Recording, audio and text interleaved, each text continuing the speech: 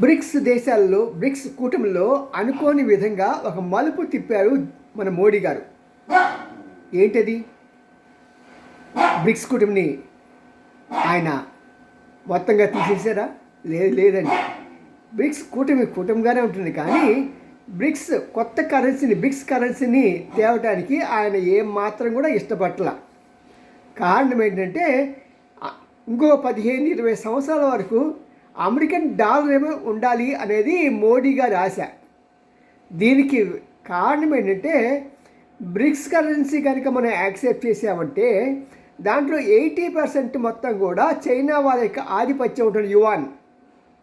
మరి China yuan కనుక 80% ఉంటే అది భారతదేశాన్ని ఎదగటానికి ఏం మాత్రం కూడా ఒప్పుకోదు. భారతదేశాన్ని ఎలాగ తొక్కేయాలి చూసే దేశంలో మొట్టమొదటి.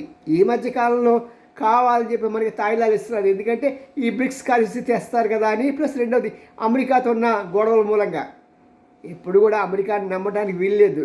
ఈ ట్రంప్ గారి మూలంగా మనకి అమెరికాతో వైరం కానీ, లేకుంటే అమెరికాతో పర్వాలేదు, బాగానే ఉంటుంది, మన సఖ్యత సమాధానం బాగానే ఉంటుంది. చైనా అంత చెడ్డవాళ్ళు కాదు, చైనా అంత మాయగాళ్ళు కూడా కాదు అమెరికా వాళ్ళు, ఒక్క ట్రంప్ గారు తెప్పించి. చూద్దాం కదా మరి. ఇది కారణం.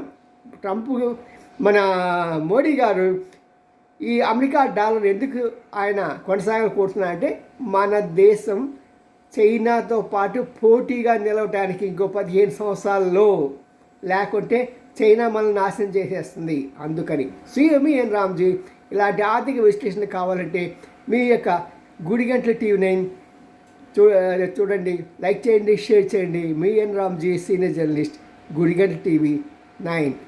లైక్ చేయండి, షేర్ చేయండి, సబ్స్క్రైబ్ చేయండి, పక్కన బెల్ ఐకాన్ నొక్కండి. బాయ్.